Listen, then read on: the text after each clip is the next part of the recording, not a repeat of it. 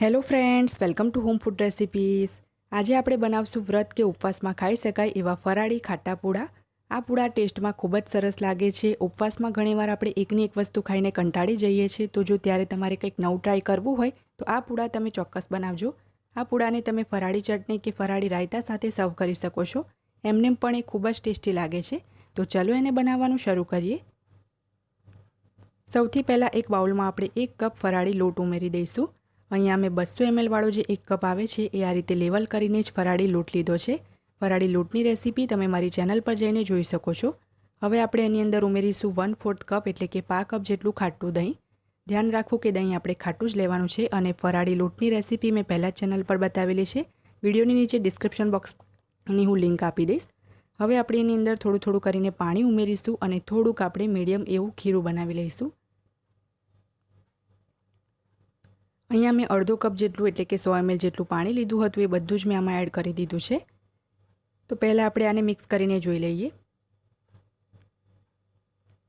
હજી પણ મને આ જે ખીરું છે થોડુંક ગાઢું લાગે છે, તો 1/4 કપ પાણી મેં બીજું લીધું છે એ આની અંદર એડ કર્યું છે। ટોટલ આપણે 150 ml એટલે કે પોણો કપ જેટલું પાણી યુઝ કર્યું છે 1 કપ ફરાળી લોટમાં। જો તમારું દહીં એકદમ જ પતલું હશે તો પાણીનું મેઝરમેન્ટ થોડુંક આગું પાછું થઈ શકે છે। ફરાળી લોટમાં સાબુદાણા અને મોરૈયો પણ હોય છે, તો એ પણ થોડુંક પાણી એબ્ઝોર્બ કરે છે, તો થોડુંક આપણે લૂઝ જ ખીરું રાખીશું। તો હવે આપણું જે ખીરું છે બનીને તૈયાર થઈ ગયું છે। અને આપણે ઢાંકીને 2 કલાક માટે ગરમ જગ્યાએ મૂકી દઈશું, જેથી આપણો જે લોટ છે થોડોક સેટ થઈ જાય। 2 કલાક પછી એને આપણે ખોલીને એની અંદર બાકીની સામગ્રી ઉમેરીશું। તો અહીંયા આપણે 1/4 કપ જેટલી છીણેલી દૂધી એમાં ઉમેરીશું અને દૂધી છીણતી વખતે એનો જે બિયાવાળો ભાગ હતો એ મેં નથી છીણ્યો। 2 મોટી ચમચી જેટલા આપણે એમાં ઝીણા સમારેલા લીલા ધાણા ઉમેરી દઈશું। અડધી ચમચી જેટલું આપણે એમાં છીણેલું આદું ઉમેરીશું। 1 નંગ મીડિયમ સાઇઝનું ઝીણું સમારેલું લીલું મરચું ઉમેરીશું। અડધી ચમચી લાલ મરચું ઉમેરીશું। જો તમે લાલ મરચું ના ખાતા હોય તો તમે કાળા મરીનો પાવડર પણ ઉમેરી શકો છો। 1 થી 2 ચપટી આપણે એમાં હળદર ઉમેરી દઈશું અને સ્વાદ મુજબ આપણે એમાં સિંધવ મીઠું ઉમેરીશું। હવે આ બધી જ વસ્તુને આપણે બરાબર મિક્સ કરી લઈશું। જો તમે આમાંથી કોઈ પણ વસ્તુ ના ખાતા હોય તો તમે એને સ્કીપ કરી શકો છો। અને 2 કલાક રાખ્યા પછી આપણું જે ખીરું છે એ પહેલાં કરતાં થોડુંક લૂઝ થઈ જશે। તો જો પાણીની જરૂર લાગશે તો જ આપણે થોડું થોડું કરીને પાણી ઉમેરીશું। એકદમ પતલું આપણે ખીરું નથી બનાવવાનું। અહીંયા આ જે ખીરુંની કન્સિસ્ટન્સી છે એ થોડીક ગાઢી છે, તો આની અંદર આપણે 1 થી 2 મોટી ચમચી જેટલું પાણી હજી એડ કરીશું। તો 1/4 કપ જેટલું મેં પાણી લીધું છે, એમાંથી આપણે અડધું જ પાણી આની અંદર એડ કરીશું અને એને આપણે મિક્સ કરી લઈશું।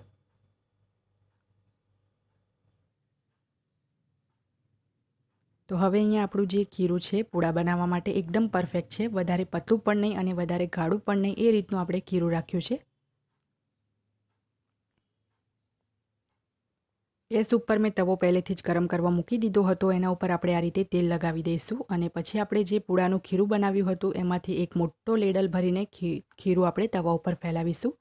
અહીંયા હું એકસાથે 3 પૂડા બનાવી રહી છું। જો તમે ચાહો તો એક એક કરીને પણ બનાવી શકો છો, પણ જો વધારે ક્વોન્ટિટીમાં બનાવતા હોય તો એકસાથે 3 બનાવવાથી થોડા જલ્દી બની જશે। તો સ્લો ફ્લેમ પર એક સાઈડથી થવા દઈએ। તો ત્રણેય પૂડાની ઉપર બીજી બાજુ મેં તેલ લગાવી દીધું છે અને ત્રણેય પૂડા વચ્ચેથી જો એકબીજા સાથે થોડા થોડા જોઈન્ટ થઈ જાય તો એને આપણે ચમચાથી અલગ કરીને બીજી બાજુ સાવધાનીથી ફેરવી દેવાના છે। અચાનક જ હું જ્યારે આ પૂડા બનાવતી હતી ત્યારે લાઇટ જતી રહી હતી, એટલે લાઇટ આવી જાય એ પછી ફરીથી હું તમને એક પૂડો બનાવીને બતાવી દઈશ, જેથી તમે જોઈ શકો। તો અહીંયા તમે જોઈ શકો છો કે પાછળથી પણ ખૂબ જ સરસ લાઇટ બ્રાઉન કલર આવ્યો છે આપણા પૂડાનો। તો બીજી બાજુથી પણ આપણે એને ધીમા તાપે કૂક થવા દેવાના છે।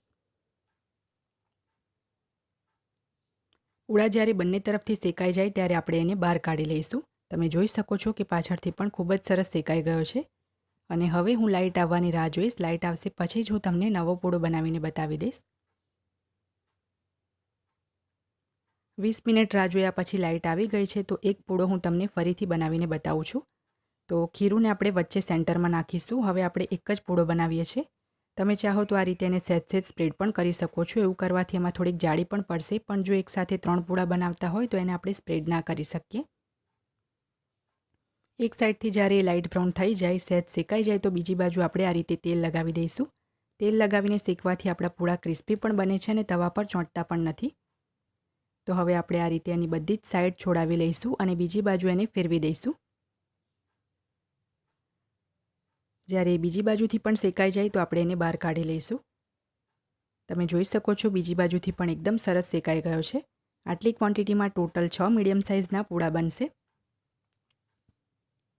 ફ્રેન્ડ્સ, જો તમને મારી આજની આ ફરાળી પૂડાની રેસીપી પસંદ આવી હોય તો મારા વિડીયોને લાઇક અને શેર કરી ચેનલને સબસ્ક્રાઇબ કરવાનું ના ભૂલતા. સબસ્ક્રાઇબ બટનની બાજુમાં જે બેલ આઇકન છે એને પણ દબાવજો, જેથી તમને મારા દરેક નવા વિડીયોની નોટિફિકેશન મળતી રહે. અને જો તમારે મારો આ જ વિડીયો હિન્દીમાં જોવો હોય તો એની પણ મેં લિંક નીચે ડિસ્ક્રિપ્શન બોક્સમાં આપી દીધી છે. તો મળીએ નેક્સ્ટ વિડીયોમાં. ત્યાં સુધી આવજો.